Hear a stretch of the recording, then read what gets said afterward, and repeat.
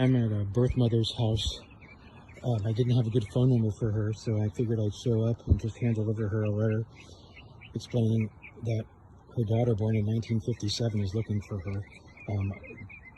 This birth mother is 80 years old. I really don't even know if she's still alive. According to my data, she's still alive, but I'm going to go knock on her door and hand her this letter, and hopefully this works out.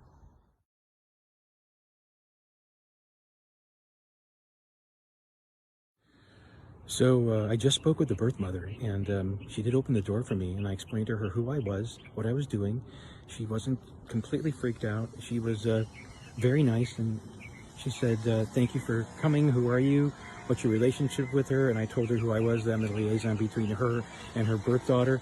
And she said, well, don't expect anything, but thank you. And I said, if anything, can she get her medical history information? And she said, yes, I will get that to you. And that's really all on this case last week, where I went to a birth mother's house and dropped off a letter to her regarding my client that she gave birth to many, many years ago.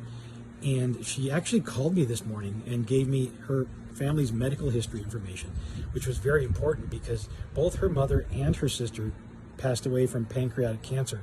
So I relayed that information to my client, and she was very grateful that her and her kids now have this information that they can give to their doctor regarding their family's medical history.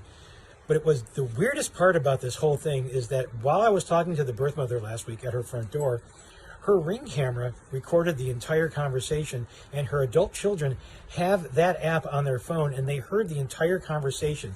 And those kids never knew about my client. So that's how they found out about it. I had no idea that was going to happen.